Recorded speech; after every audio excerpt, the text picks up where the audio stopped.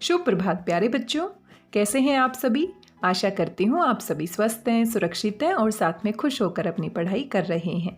आज की इस वीडियो में हम हल करने वाले हैं हमारी हिंदी की कार्यपत्रिका क्रम संख्या 96A, जो कि आपको मिली है 25 अक्टूबर 2021 को।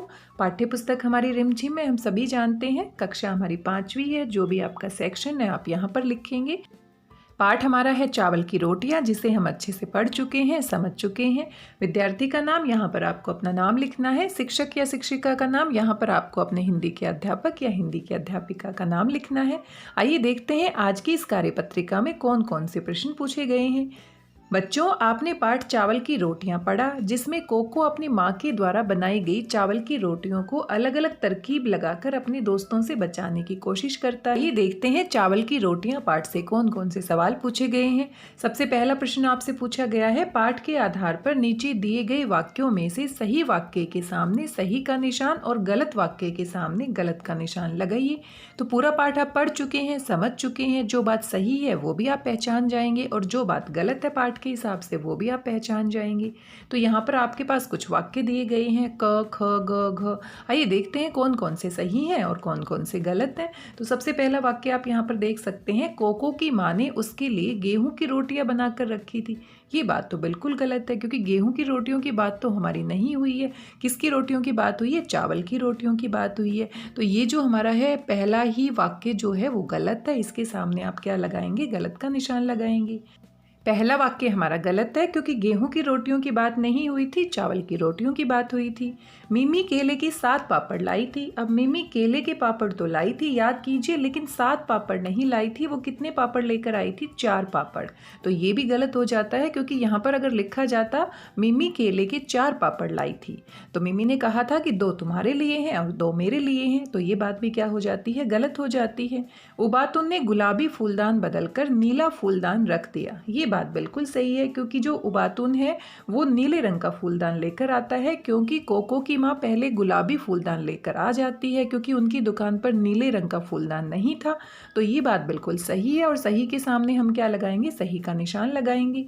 तिनसु गेंदे के फूलों का गुच्छा लाया था। याद कीजिए, तिनसु जो दोस्त है कोको का, वो कौन से फूलों का गुच्छा लेकर आया था? गेंदे के फूलों का गुच्छा। तो ये बात भी सही है। और बाद में कोको कहता है कि मेरी माँ को इन फूलों से क्या है? एलर्जी है। और कोको तिनसु से कहता है कि मेरी माँ को इन फूलों से एलर्जी है। जब भी वो इन फूलों को देखती है तो उनके फुंसियाँ निकल आती हैं। तो यहाँ पर 2 वाक्य हमारे सही हैं और 2 वाक्य गलत है। प्यारे बच्चों, अगर आपने अपने पाठ को बहुत ध्यान से पढ़ा है तो बड़ी आसानी से आप सही और गलत वाक्यों की पहचान कर सकते हैं। और अगर आपने पाठ को ध्यान से नहीं पढ़ा है तो फिर हम सोच सकते हैं कि कौन सा गलत है और कौन सा सही है। तो जिसने पाठ को ध्यान से नहीं पढ़ा है वो दोबारा से अपना पाठ पढ़िए और इन सभी वाक्यों के बारे में पाठ में ढूंढिए कि कौन सा सही है और कौन सा गलत है। आइए दूसरे प्रश्न के पास पहुंच जाते हैं।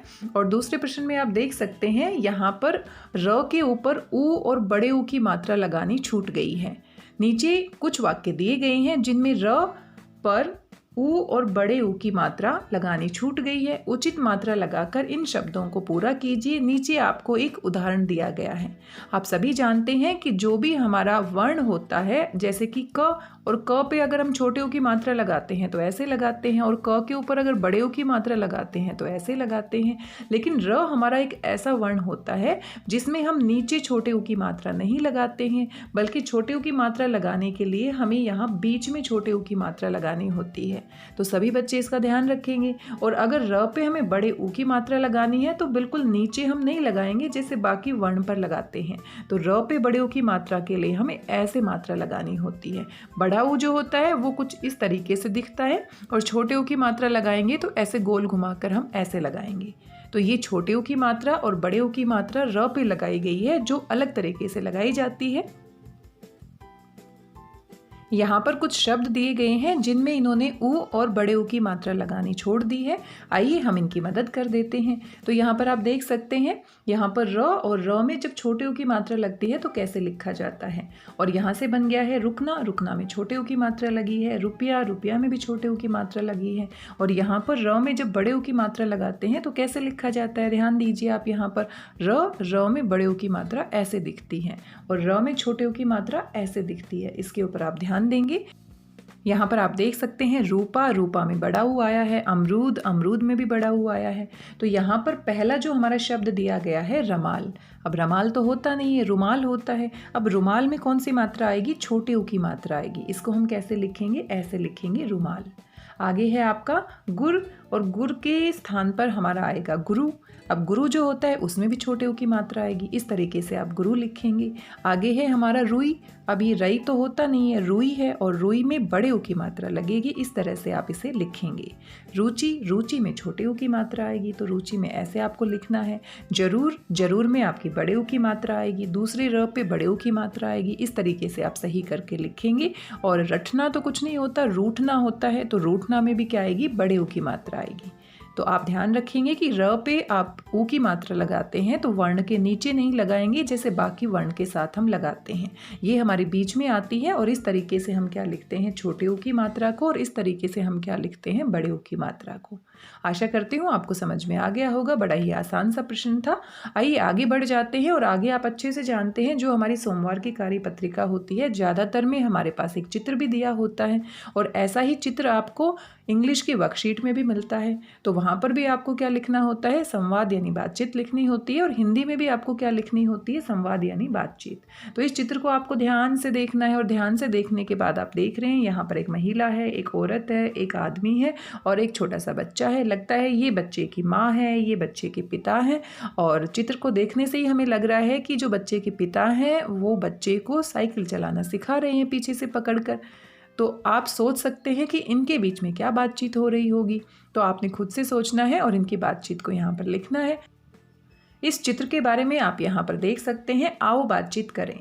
प्यारे बच्चों, साथ दिए गए चित्र को ध्यान से देखिए। आपको क्या लगता है कि चित्र में दिख रहे औरत, आदमी और बच्चा क्या बात कर रहे होंगे? अनुमान लगाकर उनकी बातचीत यानी कि संवाद को जोर जोर से बोलिए और अपनी कॉपी में लिखिए। तो आपने अपने मन से इनकी बातचीत को सोचना है और कॉपी में लिखना है। साथ में आपके माता पिता के लिए भी सुझाव है, बच्चों को सहभाजन, बंटवारा करना या शेयरिंग करना भी आप कह सकते हैं। हम सभी कहते हैं ना कि हमें शेयर करना चाहिए। अगर हम कुछ सामान खा रहे हैं या फिर कोई भी वस्तु हमारे पास है तो हमें उसको मिल बांट कर खाना चाहिए, मिल बांट कर प्रयोग करना चाहिए। तो उसको हम हिंदी में क्या कहते हैं? सहभाजन। सहभाजन यानी कि बंटवारा करना, किसी के साथ बांटना, शेयरिंग करना का महत्व बताते हुए अपनी चीज़ें बांटने के लिए प्रेरित कीजिए। तो अब कोको जो हमारा है चावल की रोटियां पाठ में, वो अपनी चावल की रोटियां खुद ही खाना चाहता है। जब उसके दोस्त उसके घर पर आते हैं तो किस तरीके से वो झूठ बोलता है, चावल की रोटियों को छिपा देता है और खुद भी नहीं खा पाता। अगर कोको उनको बांट कर खाता तो कितने आराम से सबके साथ मिलकर खाता।